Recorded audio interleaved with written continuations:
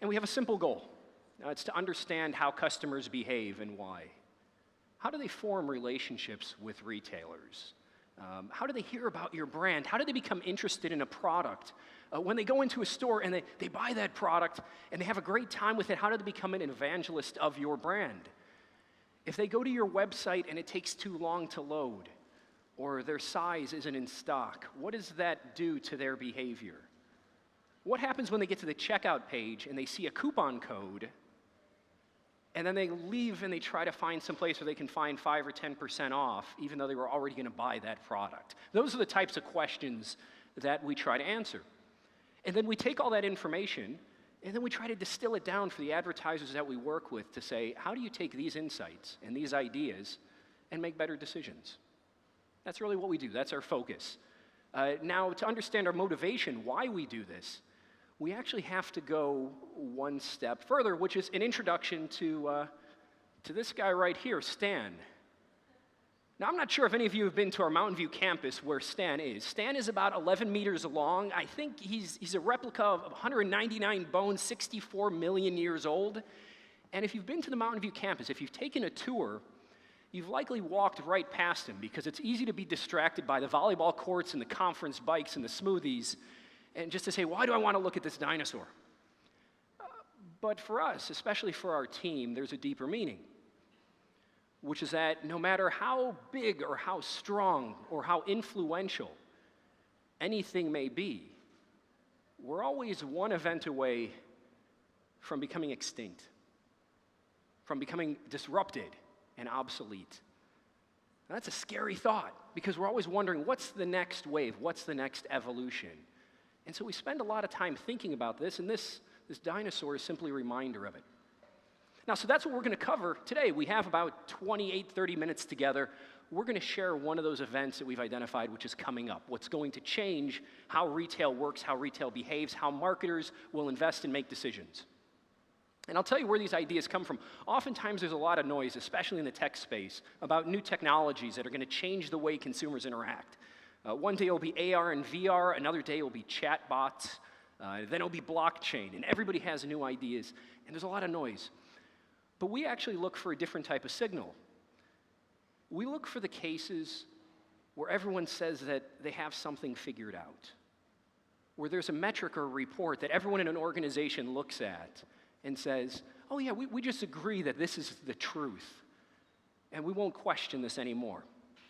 We like those ideas. We like when people say, well, we haven't tested this, we haven't validated this, because then we start to see a lot of opportunity for where things might be going.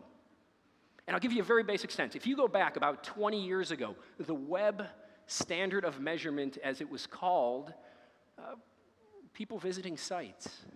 Anybody remember this? These are incredibly dated hit counters. You have to work really, really hard to find one on a website. In fact, the only one I can find today is actually on the bottom of an accreditation agency that looks at data and metrics. They still have one. They're holding on to theirs. But right now, no one would use this because we've moved on. But at the time, this was promoted as the web standard of measurement when digital was just getting started.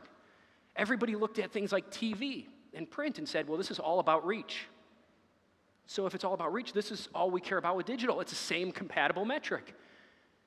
Then after a couple of years, people woke up and they said, well, people are visiting our site, but what we really want to focus on are the people that are going to buy products and give us money.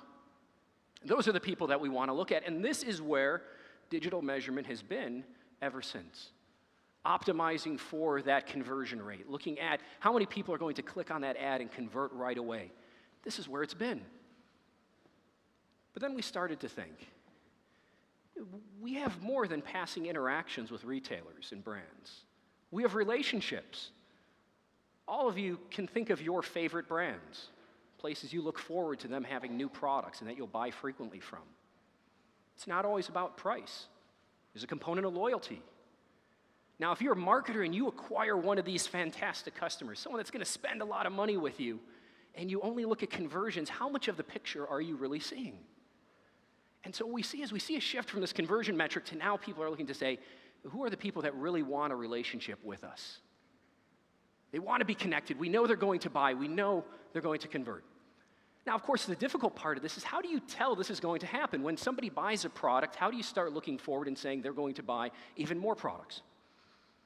So I started to think, well, what if you could go out, and anybody here, you are all retailers as well as customers, probably of each other. What if you could look at the other participants here, and this is a social event, you all don't have to look at me, although that's polite. What if you look at other people and to say, how much are these other people going to spend with my business? And what if I could look at those people and I could start to assign a number to them?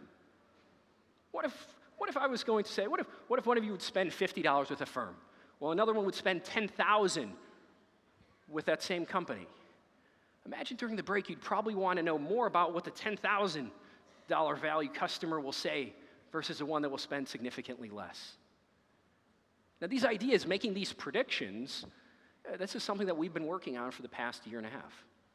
To say, could we actually make these predictions? Could we give you a list, not just a little picture of a bubble, but could we actually give you a chart that says, these are all of your customers, and this is how much we expect them to spend?